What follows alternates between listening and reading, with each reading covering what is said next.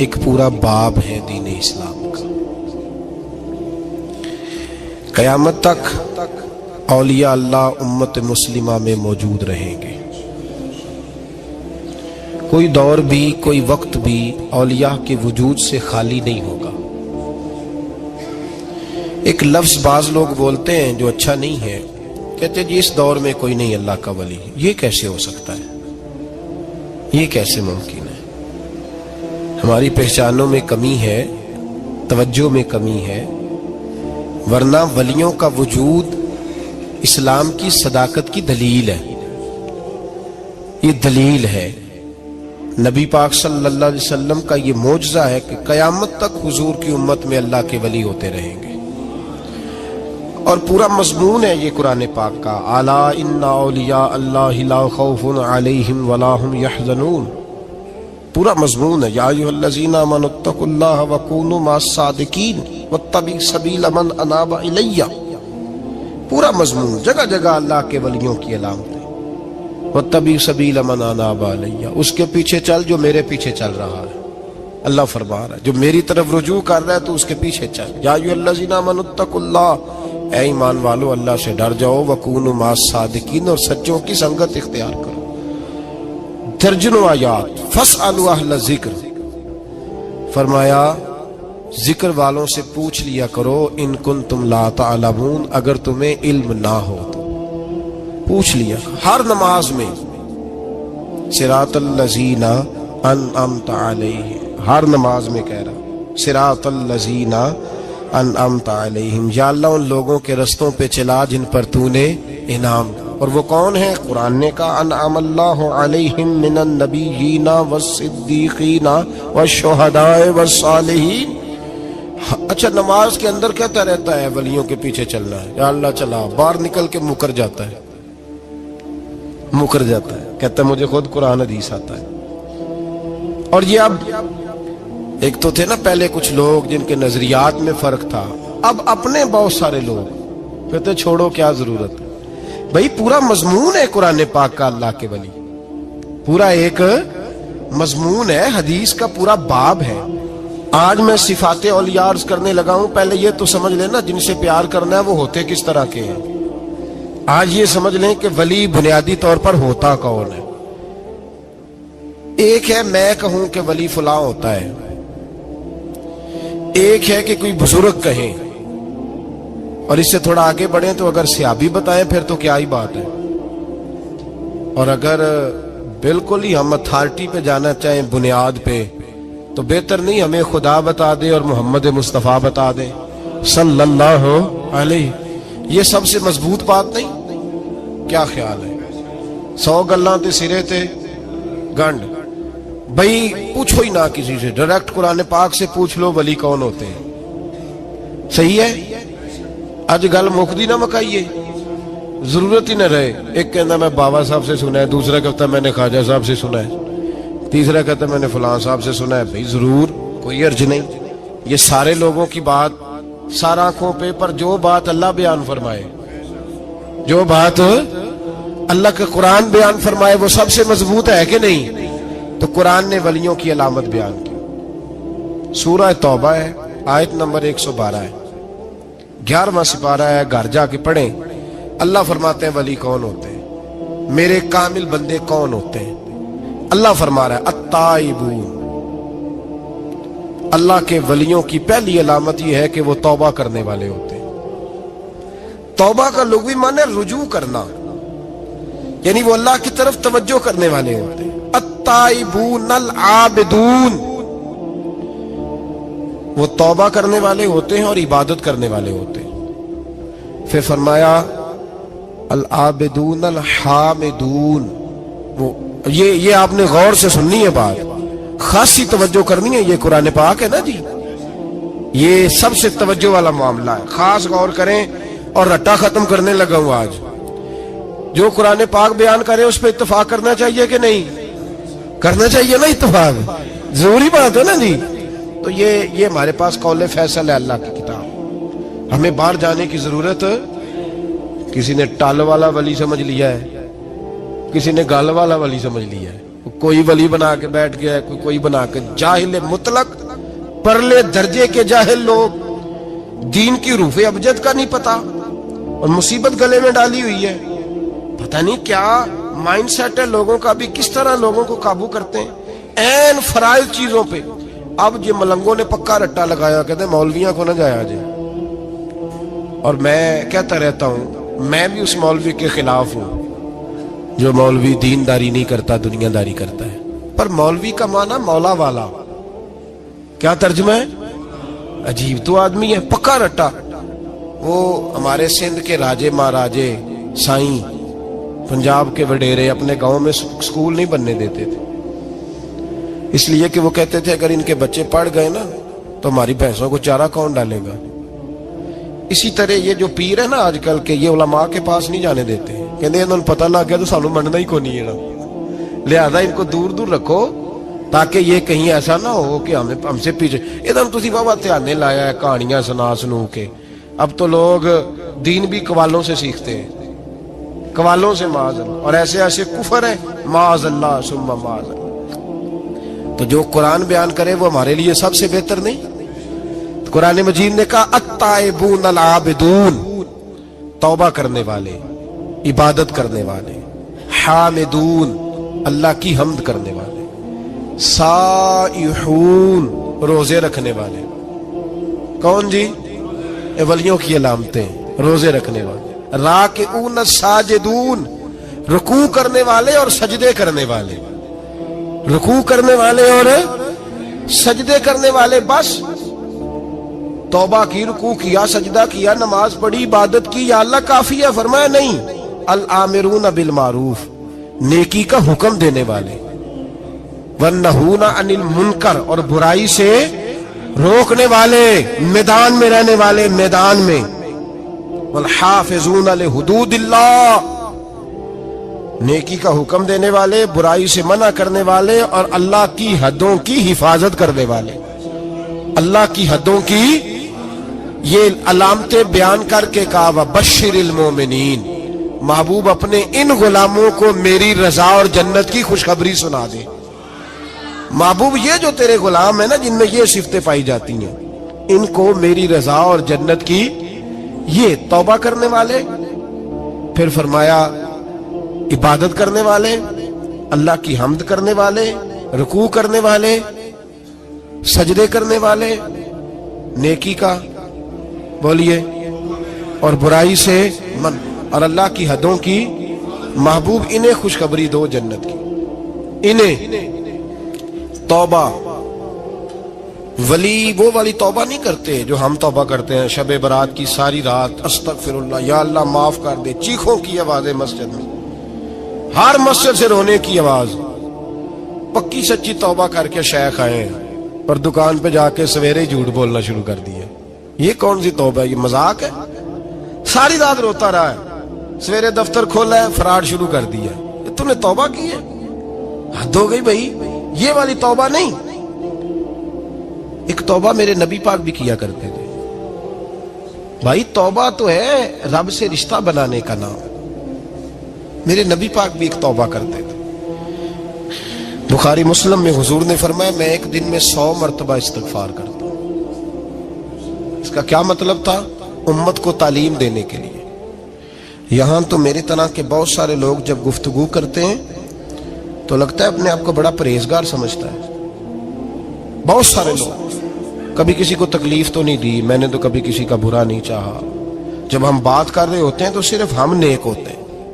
اللہ کے بندوں کا یہ طریقہ, ان کا یہ سٹائل نہیں, یہ طریقہ نہیں. حضرت امام احمد بن حنبل فرماتے میں غلام خریدنے گیا,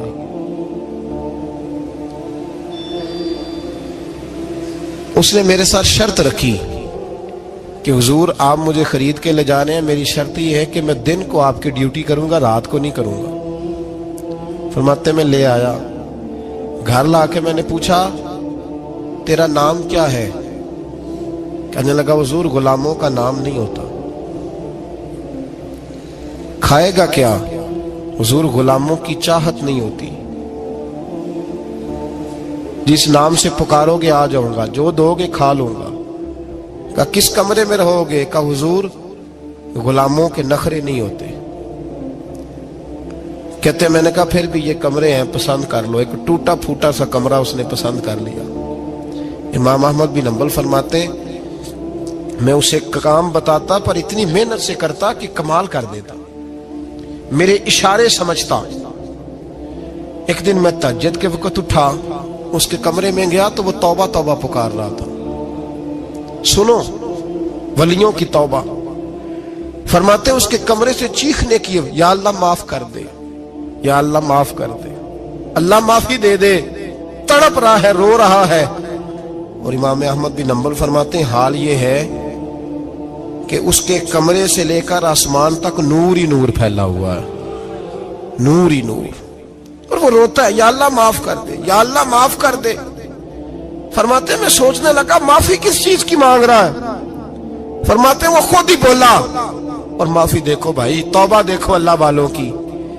कहने लगा ए अल्लाह मैं तेरा बंदा हूं, तूने जिंदगी दी, नेमत दी, आंखें दी, कान दिए, सांसें चलाई, बगैर मांगे सारा कुछ दिया। चाहिए तो ये था कि मैं दिन रात तेरी बारगाह में झुका रहता, पर मुझे माफ कर दे। मेरे ऊपर इमाम अहमद बिन हंबल के भी हुकूक हैं, मेरे मालिक का भी हक है, इसलिए मैं दिन सारा इबादत नहीं कर सकता, बस 5 नमाजें पढ़ सकता हूँ। रात में जागता रहता हूँ तेरे हुजूर। अल्लाह वो जो सारा दिन मैं इबादत नहीं ना कर पाता, मुझे माफ कर दे।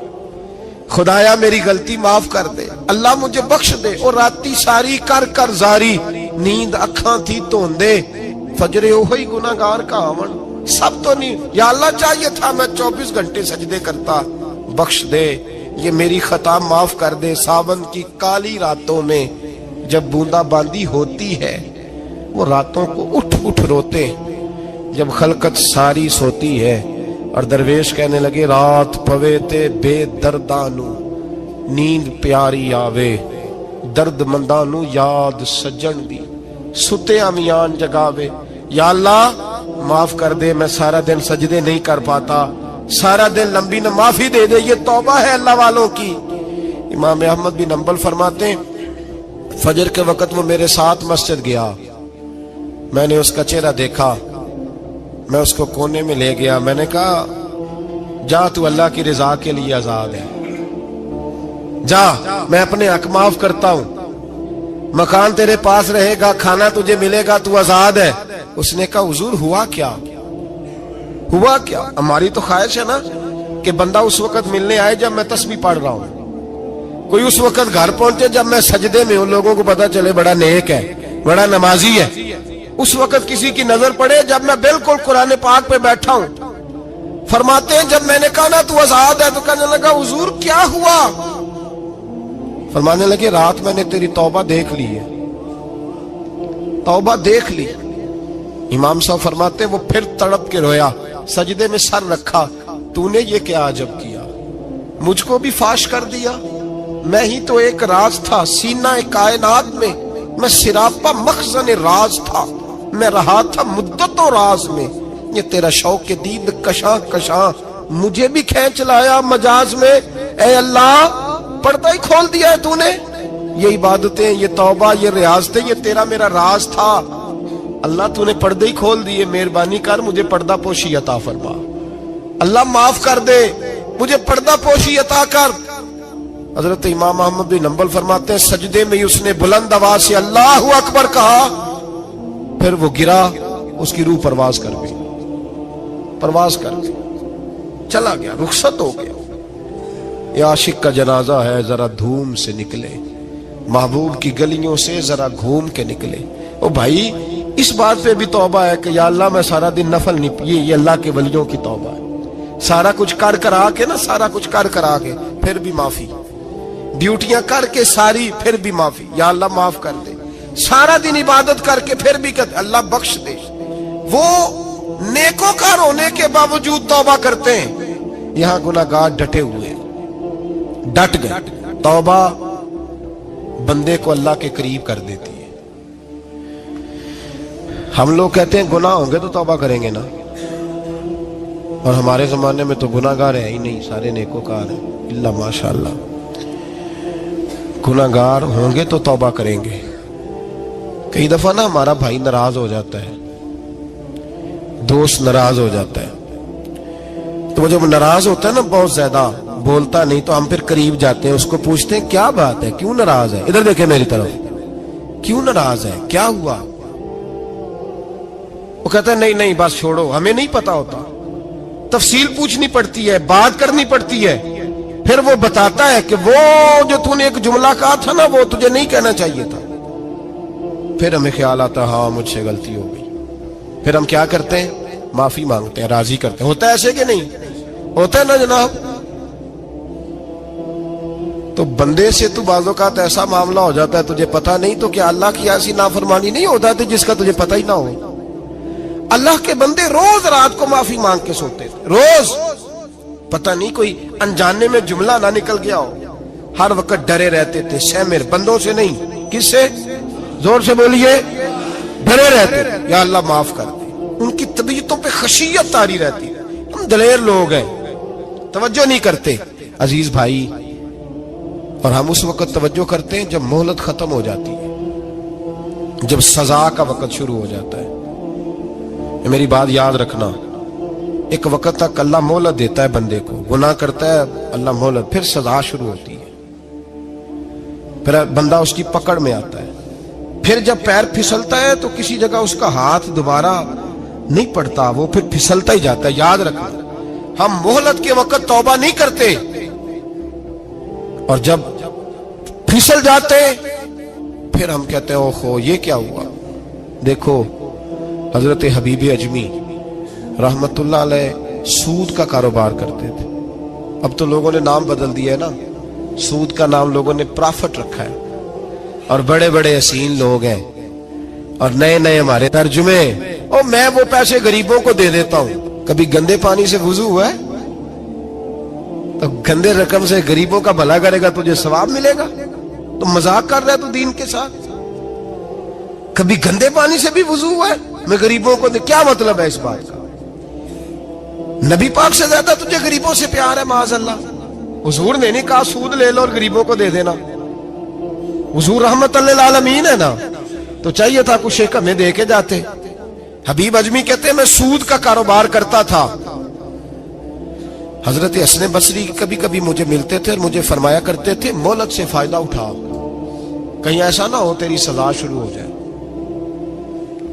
مہلت سے فائدہ اٹھا، اللہ نے مہلت دی ہوئی ہے، تو سمجھتا ہے میں بڑا سمارٹ ہوں، میری بڑی عقل ہے، میں کہیں الجھ نہیں رہا، میں جا رہا ہوں دھوکے دیے جا رہا ہوں تو کوئی مجھے پکڑ ہی نہیں رہا، یہ مہلت ہے، فائدہ اٹھا، ورنہ پھر جب وہ پکڑنے پہ آتا ہے ان بطش ربک لشدید، پھر اس کی پکڑ سخت ہے۔ توبہ کر لے، مہلت کے وقت توبہ کر۔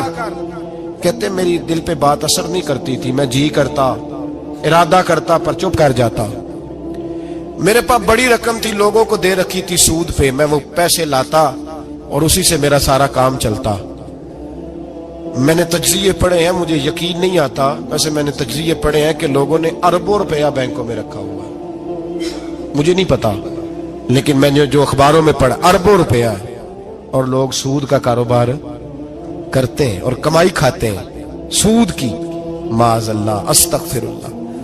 فرماتے میں نے کہا مولوی پیر صوفی بتاتے ہی رہتے ہیں، میرے پہ اثر نہیں ہوتا تھا۔ فرماتے ایک دن نا ایک بندے کی گوشت کی دکان تھی، اس سے میں نے سود لینا تھا، میں اس کی دکان پہ گیا، پیسے رکھ، اس نے کہا یار مہلت دے، نہیں ہے، کہا ادھر پیسے رکھ، یار نہیں تیری مہربانی، کہا چل پھر اتنے کلو گوشت اتار، لیکن پیسے پھر بھی باقی ہیں سود والے۔ کہتے ہیں وہ گوشت میں اتار کے لایا، میری بیوی بھی مجھے روز سمجھاتی تھی کہ باز آ جا، کہتے ہیں میں گوشت گھر لایا، حضرت بی بی اجمی کہتے ہیں میری بیوی نے پکانے کے لیے ہنڈیا چولہے پہ چڑھائی، اور ابھی اس نے مسالہ ڈال کے اس کے اندر چمچہ گھمایا ہی تھا کہ وہ سارا خون بن گیا۔ میری بیوی چلائی، کہنے لگی جلدی آ، تو بھی برتن لا، بچے بھی بلا، میں بھی بیٹھتی ہوں، یہ خون بن گیا جو تو غریبوں کا نچوڑ کے لایا تھا، آج خون پیئیں گے سارے، آ جا۔ کہتے ہیں اب میرے ذہن میں بات گونجی حضرت حسن بصری کی کہ وقت پہ توبہ کر لے کہیں تیری سزا نہ شروع ہو جائے، مہلت کے وقت توبہ کر کہیں سزا نہ شروع ہو جائے، آج بچ جا۔ فرماتے آواز گونجی، میں سمجھ گیا کہیں سزا تو نہیں شروع ہو گئی، میں تڑپا، بچے گود میں بٹھا کے میں کھل کے رویا۔ میں نے اپنی بیوی سے کہا آج کے بعد نہیں کرتا، کہنے لگی جا پھر، توبہ پہ قائم وہی رہتا ہے جو کسی ولی کے لڑ لگ جاتا ہے، نہ تو ادھر توبہ ادھر ٹوٹ جاتی ہے، جا کسی کے ہاتھ میں ہاتھ دے تاکہ تو توبہ پہ قائم رہے، تاکہ وہ تیری بیٹری چارج کرے، تیرے ایمان کو حرارت دیتا رہے۔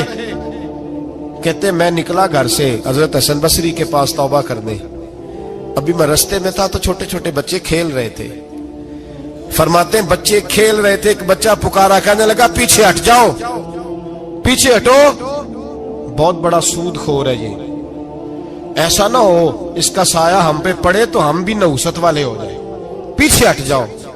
کہتے ہیں ایک اور چوٹ لگی، میں نے کہا یا اللہ تیری ننھی مخلوق بھی مجھ سے نفرت کرتی ہے، یہ بھی۔ فرماتے حضرت حسن بصری کے پاس گیا تو قدموں پہ سر رکھ کے میں بڑا رویا، میں نے کہا میرے لیے دعا کر، عرش کا مالک مجھ سے راضی ہو جائے۔ سنا ہے جب آپ دعا کرتے ہیں تو بڑی جلدی سنتا ہے، پتہ سارا ہے سردار نو کیتی آندا، پردہ چپایا ہی پلا اسی، دعا کر وہ مجھ سے راضی ہو جائے، اب تو میرے بچوں کی ہنڈیا میں خون آنے لگا ہے، مہربانی کر۔ کہتے حضرت حسن بصری نے کہا تجھے مبارک ہو، میں دیکھ رہا ہوں تیری توبہ سچی ہے تو اللہ بھی تجھ سے راضی ہو جائے گا، میں دیکھ رہا ہوں تیرے اندر احساس، تیرے لفظ بتاتے ہیں تو کھری تو جا، اللہ بڑا مہربان ہے۔ کہتے تسلی دی، پیار کیا، کھری توبہ کی، بیعت ہوا، واپس آیا تو بچے وہیں کھیل رہے تھے، ابھی کھیل رہے تھے۔ فرماتے میں ڈرتے ڈرتے ان کے پاس سے گزرا تو ایک بچہ پکارا، کہنے لگا پیچھے ہٹ جاؤ، پیچھے، اللہ کا ولی حبیب اجمی آ رہا ہے، اللہ کا ولی حبیب آ رہا ہے، کہیں ایسا نہ ہو ہمارے پیروں سے کوئی مٹی اڑے اور ولی کے کپڑوں پہ پڑ جائے اور ہم اللہ کے ولی کے بے ادب ہو جائیں، پیچھے ہٹو، رستہ دے دو۔ فرماتے میں اللہ اکبر کہا، میں نے کہا مالک تیرے قربان جاؤں، ابھی میں نے توبہ کی اور ابھی تو نے اپنی مخلوق کے دل میری طرف موڑ دیے، ابھی بھائی توبہ کھری سچی، مہلت کے وقت توبہ کرو، پھر جب وہ والا وقت آتا ہے نا جب سزا شروع ہو جاتی ہے پھر مشکل ہو جاتا ہے۔ میرے رسول پاک علیہ السلام نے فرمایا سکھوں میں دعائیں مانگا کرو، رب دکھوں میں جلدی قبول کرے گا، سکھوں میں مانگ لو، دکھوں میں جلدی قبول ہوں گی، تم صرف دکھوں میں مانگتے ہو پھر حکمت الہی کے تحت دیر ہوتی ہے۔ بھائی پہلی ولی کی صفت یہ ہے کہ وہ توبہ کرنے والے ہوتے ہیں، ولی کی پہلی صفت کیا ہے؟ اقبال نے کہا تھا، اس نے کہا مرید سادہ تو رو رو کے ہو گیا تائب، کاش اس پیر مغاں کو بھی مل جاتی توبہ کی توفیق۔ اس نے کہا اللہ کرے پیر بھی توبہ کر لے، مرید تو بڑا رو گیا بیچارہ، اللہ کرے یہ بھی توبہ کرے، یہ بھی باز آئے۔ توبہ انسان کو نوازتی ہے ہر وقت، ہر جملے سے، ہر بات سے، اور ایسی غلطیاں جن کا ہمیں پتہ ہے ان سے تو کرنی ہے، جن کا نہیں بھی پتہ ان سے بھی۔ اب کیا کریں؟ التائبون العابدون، اب اللہ کی عبادت کریں۔ ولیوں کی دوسری صفت کیا ہے؟ وہ اللہ کی، ہمارے زمانے میں نفلوں کا رواج ہی ختم ہو گیا ہے، عصر کی پہلی 4 سنتے ہیں، عشاء کی کتنے فیصد لوگ پڑھتے ہیں؟ ہمارے بزرگوں کا طریقہ تھا گھروں میں حجرے مخصوص ہوتے تھے، نبی پاک صلی اللہ علیہ وسلم نے فرمایا گھر کو قبرستان نہ بناؤ، کچھ نوافل گھروں میں بھی پڑھا کرو۔ وہ اذانوں سے پہلے وضو کر کے بیٹھے ہوتے تھے، مصلے آباد ہوتے تھے، اور بہت سارے بزرگوں کی قبریں اس جگہ پہ بنی جہاں وہ عبادت کرتے تھے۔ نفلوں سے دور ہیں ہم، نفلوں سے۔ نفل سے کیا ملتا ہے؟ نفل پڑھنے سے رب رحمان ملتا ہے، اللہ ملتا ہے نفل پڑھنے والے کو، بخاری مسلم میں موجود ہے میرے نبی پاک صلی اللہ۔ لیکن شرط یہ ہے کہ نفل اللہ کی رضا کے لیے پڑھے۔ وہ ساری دنیا کو سویرے بتائے نا کہ جدو میں سویرے 3 بجے اٹھیا نا ادو میں ویکھیا تے کتے پونک رہے سن، یہ تو نے خبر دی ہے کہ میں صبح 3 بجے نہ، یہ کس کے ساتھ راز ہے؟ بولیے، بڑی زبردستی بات بندے بٹ کے بندہ ڈھونڈ رہے ہوتے ہیں، کوئی بندہ ملے تو اسے بتائے۔ آج جی میں سویرے سویرے اٹھیا، سویرے تے ایک منڈا ٹیلی فون تے لگا سی، میں کہا تسی نفل پڑھن اٹھے سو کہ منڈا ویکھن اٹھے سو؟ تو جڑے کام اٹھے سو کرو، انہوں لگا رہن دیو، اپنا کام کرے۔ وہ اصل مسئلہ پتہ کیا ہوتا ہے کہ وہ غبار چڑھا ہوا ہے طبیعت میں کہ کسی طریقے میں بتا دوں کہ میں سویرے 3 بجے، تو اس کا نقصان پتہ کیا ہوتا ہے؟ اس میں شراکت داری ہو گئی، اور اللہ کو شراکت داری پسند نہ، تو وہ اپنے رب کے ساتھ راز نیاز کا وہ عبادت کا ثواب بڑھ جائے۔ نبی رحمت صلی اللہ علیہ وسلم نے فرمایا جب بندہ کثرت سے نفل پڑھتا ہے تو اللہ کے قریب ہو جاتا ہے۔ کتنا قریب ہوتا ہے کہ اللہ فرماتا ہے میں اس کے ہاتھ بن جاتا ہوں، پھر میں اس کے پیر بن جاتا ہوں، پھر میں اس کی آنکھیں بن جاتا ہوں، پھر میں اس کے کان بن جاتا ہوں، پھر پھر اس شخص کا وجود بن جاتا ہوں۔ کیا مطلب؟ یہ بخاری مسلم ہے۔ آنکھیں بندے کی ہوتی ہے، طاقت اللہ کی ہوتی ہے۔ ہاتھ بندے کے ہوتے ہیں، طاقت اللہ کی ہوتی ہے۔ پیر بندے کے ہوتے ہیں، طاقت اللہ کی۔ تو پھر اگر کوئی ولی دور سے سن لے تو طاقت کس نے دی ہے؟ تو اگر کوئی ولی دور سے دیکھ لے تو طاقت کس نے دی ہے؟ اللہ نے۔ اگر کوئی ولی ہاتھ بڑھا کے کسی کی پریشانی دور کر دے تو طاقت کس نے دی؟ یہ پیچھے طاقت کس کی ہے؟ اللہ کی۔ تو یہ بخاری مسلم ہے۔ اللہ کی عبادت کریں، عبادت سے برکت آتی ہے۔ حضرت ابو ادریس خولانی رحمت اللہ علیہ حضرت معاذ بن جبل کے شاگرد تھے، تابعی بزرگ تھے۔ فرماتے ہیں کہ میں جب سے حضرت معاذ بن جبل کی صحبت میں بیٹھا نا تو برے کاروباروں سے میری طبیعت تو چاٹ ہو گئی۔ کئی کاروبار میں دیکھتا تو جھوٹ بولنا پڑتا، اس میں بڑا کچھ کرنا پڑتا، تو مجھے ڈر آتا۔ آپ فرماتے ہیں میں نے نا بڑی کوشش کی پر میری مرضی کا کام مجھے، صوفی کاہل نہیں ہوتے، سست نہیں ہوتے، جھوٹ نہیں بولتے۔ فرماتے ہیں میرے اندر طاقت تھی کہ میں حلال کما کے بچوں کو کھلاؤں پر میری مرضی کا کام نہیں ملتا تھا۔ حد ہو گئی۔ اور جب انسان نیکی کی طرف آتا ہے تو کچھ نہ کچھ آزمائشیں ضرور آتی ہیں، یہ پکی بات ہے، پکی بات۔ جب وہ غلط ملت کر رہا ہوتا ہے تو اس کو لگتا ہے سارا کچھ صحیح ہے، جب سیدھا ہوتا ہے تو بہت ساری پریشانیاں بھی ضرور آتی ہیں، یہ مزاج ہے دین کا۔ آپ فرماتے ہیں میں پریشان رہنے لگا، حالات خراب ہونے لگے، آزمائش سخت ہونے لگی، کاروبار بند ہو گیا، کام ہی کوئی نہیں ملتا تھا۔ میری بیوی ناراض رہنے لگی، ہلکا ہلکا تو اس نے مجھے کہنا شروع کیا، پھر جلال میں آ گئی، اور ایک دن مجھے کہنے لگی اگر آج نانا کچھ لے کے آئے تو بچے لے کے میکے چلی جاؤں گی۔ آپ فرماتے ہیں میں بڑا پریشان ہوا، نکل گیا فجر پڑھ کے کام کی تلاش میں۔ میں نے ظہر تک تلاش کیا لیکن مجھے کام نہ ملا۔ آپ فرماتے ہیں نہر فرات کے کنارے تپتی ہوئی ریت پہ میں بیٹھا تھا تو میرے دل میں خیال آیا بندوں کی مزدوری نہیں ملتی تو آج اللہ کی نہ کر لیں، آج اللہ کی مزدوری نہ کرے۔ آپ فرماتے ہیں میں نے گرم ریت سے تیمم کیا، وضو کیا وہیں فرات، اور گرم ریت پہ کپڑا بچھایا تو نفل پڑھنے شروع کر دی، زور سے اثر تک نفل پڑھے، زور سے۔ چلے میں ایک دعا کرتا ہوں، آپ آمین کہنا، اللہ کرے کہ ہم مغرب کے بعد والے نفل ہی پڑھنے شروع کر دیں۔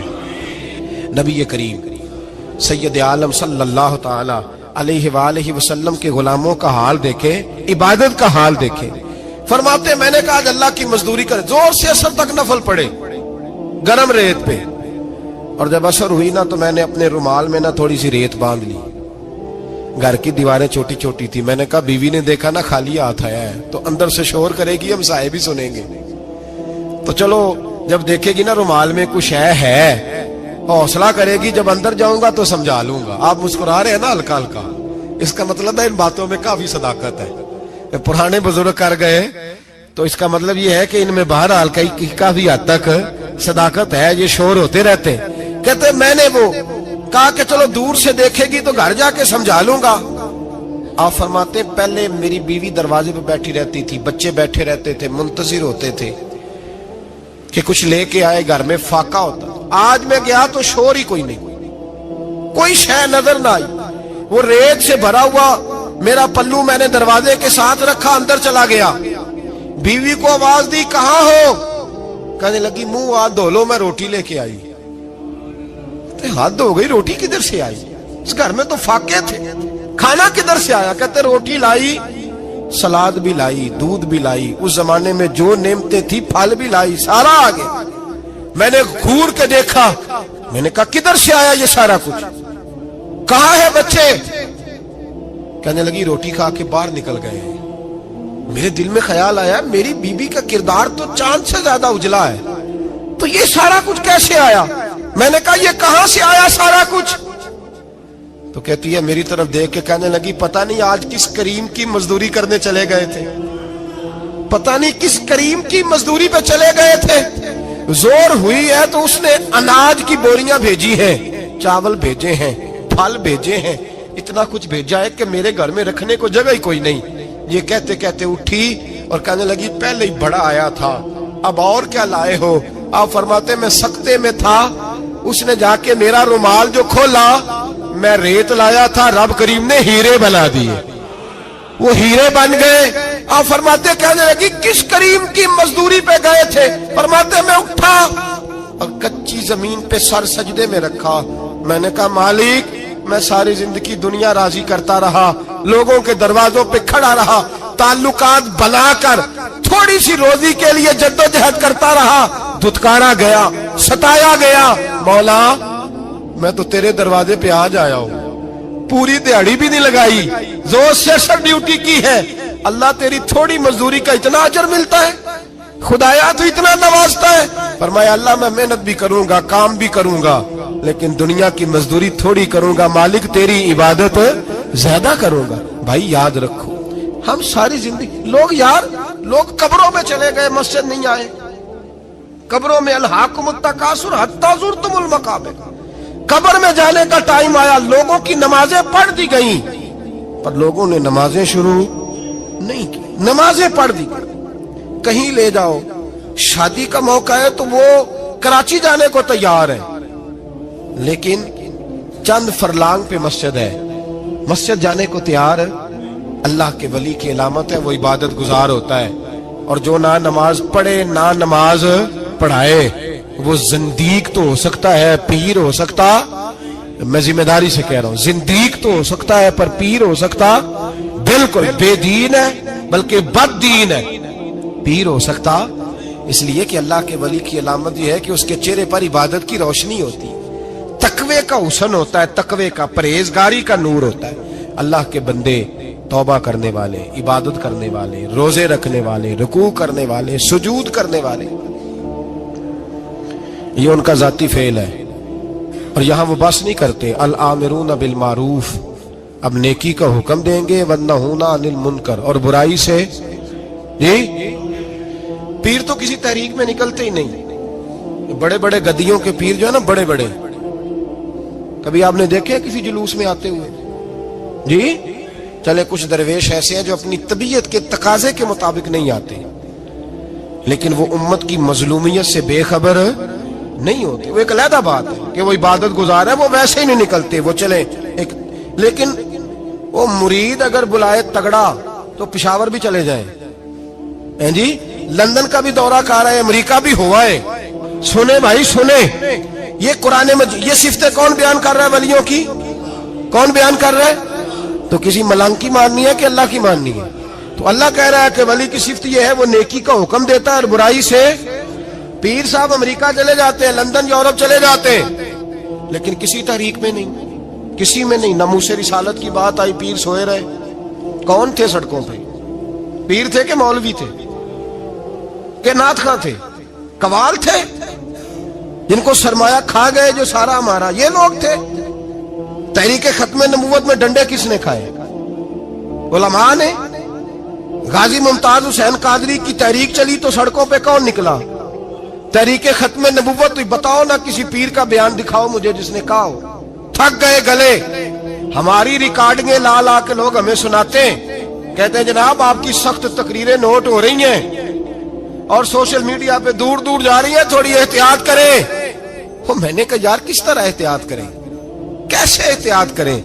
جس کتے کو اس کا مالک 4 روٹیاں ڈالتا ہے وہ ساری رات آوازیں دے دے کے گزار دیتا ہے کہ میں کسی کو اندر نہیں آنے دوں گا، ہم نے تو ساری زندگی رسول اللہ کا کھایا ہے، تو تیرے کہنے پر خیال کرے، تیرے کہنے پر یہ کیسے ہو سکتا ہے؟ کتا نہیں کر رہا نمک حرامی اور تو ہمیں مشورہ دے رہا ہے؟ جنہ تنا وچ عشق نہ رچیا کتے ہونا تھی چنگے، اور مالک دے کر راکھی کر دے صابر بھوکے ننگے، ہم سے کوئی آدمی نرمی کی امید نہ رکھے۔ تم غیرت ایمانی کو للکارو، ہم چپ کر کے بیٹھے رہیں؟ ختم نبوت کی بات کرو ہم خاموش رہیں؟ ناموس رسالت کی بات کرو ہم خاموش رہیں؟ دین فروش اور ہوتے ہیں اور دین کے چوکیدار اور ہوتے ہیں۔ اور اگر آؤ گے نا کبھی منہ ڈالنے دین کے معاملے میں تو چوکیدار تمہارا مقابلہ کریں گے. اگر مار نہ سکے تو مار ضرور جائیں گے انشاءاللہ تعالی. یہ ارادہ ہے اور یہ وعدہ ہے انشاءاللہ تعالی. مار نہ سکے تو مارے. ہاں یہ یاد رکھو, کوئی آدمی ہم سے کمزوری کی امید نہ کرے. جسے زندگی ہو پیاری وہ یہیں سے لوٹ جائے. میرے قافلے میں شامل کوئی کم ظرف نہیں ہے. حضرت بایزید بستامی رحمت اللہ, ایک بچہ تپلا سرنگی بجا رہا تھا, حضرت گزرے, اس کے ہاتھ میں بانسریاں بھی تھی. فرمانے لگے بند کر, بند کر, میں نہیں بجانے دوں گا, میری موجودگی میں تو بجا ہی نہیں سکتا, میں نائب ہوں اپنے نبی پاک کا, اور حضور صلی اللہ علیہ وسلم کے سامنے کوئی برائی کر نہیں سکتا تھا. نبی کا منصب ہوتا ہے وہ منع کرتے ہیں, اگر نبی منع نہ کرے تو وہ چیز جائز ہو جاتی ہے, حدیث تقریری بن جاتی ہے, اصول میں آ جاتی ہے. فرمایا حضرت بند کر. اس نوجوان نے وہ باجا اٹھایا اور حضرت بایزید کے سر پہ دے مارا. آپ کا سر بھی پھٹ گیا, باجا بھی ٹوٹ گیا. حضرت بایزید علیہ رحمہ گھر گئے. گھر جا کے 2 گھنٹے کے بعد حلوہ پکایا, خادم کو بلایا, فرمایا اس کے گھر جا, یہ تھوڑے سے پیسے دے یا, اس کا باجا ٹوٹ گیا, اس کا نقصان ہو گیا ہے, اسے نقصان کے پیسے دے اور حلوہ دے یا, اس کا دل راضی ہو جائے. اور ساتھ اسے یہ کہہ دینا کہ حضرت بایزید بستامی کہہ رہے تھے حلوہ بھی کھا لے, پیسے بھی رکھ لے, پر دوبارہ باجا خرید کے بجانا نا. اگر دوبارہ بجایا تو میں پھر منع کروں گا. میں میں تجھے روکوں گا, میں ہوکا دیتا رہوں گا, میں اعلان کرتا رہوں گا, میں دین کے معاملے میں بات کروں گا, میں روکوں گا, میں باز. ایک درویش تھے حضرت امام اعظم کے شاگرد, بادشاہ تپلا سرنگی بجا رہا تھا, بادشاہ. تو پہنچ گئے, بادشاہ کے اٹھا کے نا وہ تپلا سرنگی تو زور سے مارا, زمین پہ ٹوٹ گیا سارا کچھ. بادشاہ نے شیر رکھا ہوا تھا, شام کا وقت تک کہنے لگا اس مولوی کو پکڑو, پنجرے میں ڈالو تاکہ شیر کھا جائے. اٹھایا, بابا جی کو پنجرے میں ڈال دیا. ساری رات تپلا سرنگی بجتا رہا. سویرے فجر کا وقت ہوا تو اٹھے گویے جانے لگے. تو بادشاہ کہنے لگا پتہ کرو بابے کے جوتے شوتے کپڑے جو بچے باہر نکال دو. لوگ کہتے ہیں ہم گئے, جب پہنچے نا شیر کے جنگلے میں تو بابا جی فجر کی نماز پڑھ رہے تھے اور شیر ان کے پیر چاٹ رہا تھا. فرماتے ہیں پیر چاٹ رہا تھا تو باہر نکلے تو بادشاہ بھی پریشان, سارے لوگ پریشان, یہ کیا ہوا؟ کہنے لگے بابا تجھے شیر نے کاٹا نہیں, کھایا نہیں, اور تو اتنے اطمینان سے نماز پڑھ رہا, تجھے خیال نہیں آیا؟ بابا جی کہنے لگے ہاں خیال آتا رہا ہے, ساری رات پریشان رہا ہوں. ساری رات کا کس بات کا خیال؟ فرمانے لگے خیال یہ آتا رہا کہ میں نے پڑھنے ہوتے ہیں ساری رات نفل, تو میں نے نفلوں کی نیت باندھی تو شیر میرے پیر چاٹنے لگا, تو اس کا جھوٹا ناپاک ہوتا ہے. بس ساری رات اسی ٹینشن میں گزر گئی ہے کہ پتہ نہیں میری نماز ہوئی ہے کہ نہیں ہوئی. میں یہی سوچتا رہا ہوں ساری رات کہ پتہ نہیں نماز ہوئی کہ نہیں ہوئی. بادشاہ کانپنے لگا, کہنے لگا بابا تو ڈرا نہیں, شیر نے کاٹا نہیں؟ تو آپ فرمانے لگے تو جب کسی کو سفیر بھیجتا ہے تو تیرے سفیر کو کوئی قتل کرتا ہے, کوئی بادشاہ پکڑ کے مارتا ہے؟ کہا نہیں. فرمایا کیوں؟ کہنے لگا اسے پتا ہے بادشاہ کا نمائندہ ہے. آپ فرمانے لگے بادشاہوں کے نمائندے تگڑے ہوتے ہیں, میں تو رب کریم کا دوست ہوں, تو جس رب کریم کے دین کے لیے میں نکلا ہوا مجھے لوارل چھوڑ دے گا, میری پرواہ نہیں کرے گا؟ میں خبردار, آج کے بعد اگر تو نے غیر شرعی حرکت کی تو پھر تجھے ٹوکوں گا, پھر تجھے روکوں گا, پھر تجھے منع کروں. اللہ کے ولی میدان عمل میں رہتے ہیں, وہ ناجائز چیز سے روکتے ہیں. یہ پتہ ہے زیادہ مجمع کیوں لگتے ہیں, زیادہ درباروں پہ رش کب پڑتا ہے؟ اس وقت پڑتا ہے جب جو آتا ہے نا اس کو جی کہا جاتا ہے, لنگر, بس تیرا کام ہو جائے گا, تیری شفا ہو گئی, تیرا بیٹا ہو گیا, تو رش ہو جاتا ہے. جو آنے والے کو کہے نا پہلے نمازیں پر 5, داڑھی رکھ, دین سیکھ, اللہ اللہ کر, وہاں رش نہیں ہوتا. کہتے پیر صاحب کی تو کرامت ہی کوئی نہیں, تو مولوی ہیں, تو سیدھی سیدھی نمازیں پڑھا رہے ہیں. رسول پاک سید عالم صلی اللہ علیہ وسلم کے دین کا نمائندہ ہوتا ہے, اللہ کا ولی, وہ ساری زندگی اللہ کی حدود کے قیام کے لیے جدوجہد کرتا ہے. امام احمد بن حنبل نے جیل کاٹی ہے, امام احمد بن حنبل نے جیل کاٹی. آپ فرماتے ہیں بادشاہ وقت نے اس کو, میں نے غلطی پہ روکا تو مجھے قید کر لیا, اور قید کیا جب اس نے تو جیل کاٹی، اتنی جیل کاٹی، اتنی جیل کاٹی، اتنے کوڑے مارے کہ امام احمد بن حنبل کا سارا وجود خون سے بھر گیا، کپڑے سارے خون سے آلودہ ہو گئے۔ ایک شخص امام صاحب سے کہنے لگا جب آپ واپس آئے نا رہا ہو کے، کہنے لگا حضور اتنی مار کھائی آپ نے، اتنی، نہ بادشاہ کو روکتے تو کیا ہوتا؟ وہ شخص کہتا ہے میں نے امام صاحب کے وہ کپڑے، وہ کرتا خون سے بھرا ہوا پڑا ہوا تھا، امام صاحب کہنے لگے چل تو چھوڑ، مجھے کیا ملا نہیں ملا، یہ میرا ذرا کرتا تو اٹھا کے رکھ، کرتا تو اٹھا کے سینے سے لگا کندھے پہ رکھ۔ کہتا ہے امام صاحب کا خون سے بھرا ہوا کرتا میں نے جو کندھے پہ رکھا تو مجھے رسول پاک کا دیدار نصیب ہو گیا۔ تو امام صاحب فرمانے لگے تو نے تو ابھی کرتا رکھا ہے تو دیدار ملا ہے، مجھے پوچھ جب میں رسول اللہ کے نام پہ مار کھا رہا تھا تو کتنے جلوے مجھے نصیب ہوئے، مجھے پوچھ کتنے جلوے میں نے دیکھے ہیں۔ تو اللہ کے بندے حدود اللہ کے محافظ ہوتے ہیں۔ زندگی میں کئی دفعہ لوگ نہیں مانتے، داتا صاحب نے لکھا ہے حضرت ذوالنون مصری رحمت اللہ علیہ کو مصر کے لوگوں نے نہیں مانا، چونکہ آپ جو بندہ بھی ناجائز کام کرتا تھا منع کرتے تھے، لوگوں نے نہیں مانا۔ مانتے اس کو ہیں لوگ جو ہاں میں ہاں ملائے، جو تابع دار ہو کے رہے، اس کو ذوالنون مصری کو نہیں مانا۔ فرماتے مانا لوگوں نے اس دن جس دن ان کا جنازہ اٹھا۔ کیوں؟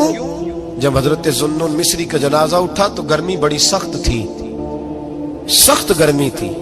داتا صاحب نے کشف المحجوب میں لکھا ہے کہ پرندے کتار در کتار آئے اور جناب ذوالنون مصری پہ سایہ کر دیا، سایہ ہو گیا، ٹھنڈ ہو گئی۔ اوہو، لوگوں نے کہا تو ولی کامل تھا، تو ایک عام مولوی سمجھ کے ساری زندگی پیچھے رہے، تو کامل تھا۔